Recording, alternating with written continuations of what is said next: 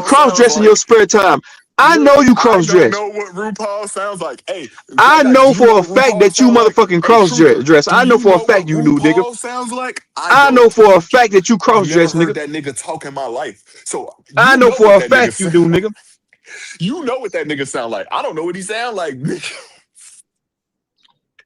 You thought that joke was hidden. You sound like RuPaul. You are a liar, You Truth sound like Zone. RuPaul You that I gay watch ass every nigga. day Man, on you Tuesdays. effeminate ass nigga.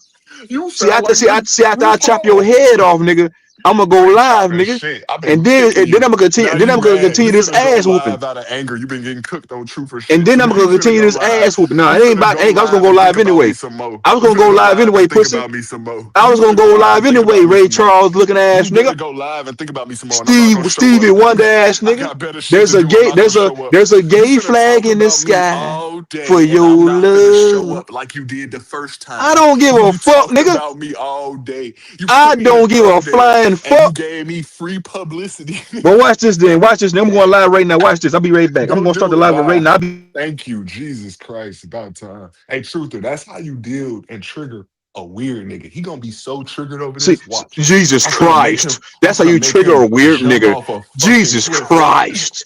Shut your homosexual ass up, nigga. I'm finna make this stretch for so long. He gonna be thinking about me for Shut the your next year. homosexual ass. No, I'm about to go live for real though, bitch. I'm getting out of here. He about to think about me for the next year. Watch this shit. Ah, you seen it here first. The first nigga to beat that nigga, make him run and leave and go start a channel. Y'all saw it here first. Yeah. Yo, we about to go over the True Zone shit. I'm about to end this shit. Yeah, my bad, my nigga. I wasn't trying to argue with that nigga on your shit the whole time. But hey, he been had that coming for weeks. He been doing a little weird gay shit, kicking niggas, not giving them a chance to talk. So that shit was gonna happen either way. But my fault though. Yo, all right, we're gonna go over the True Zone shit. Alright. All right. Yo, thanks for pulling up, Black Ice. Next time we're gonna go on a real topic though, you heard? You already know. Shit crazy. My fault, brother.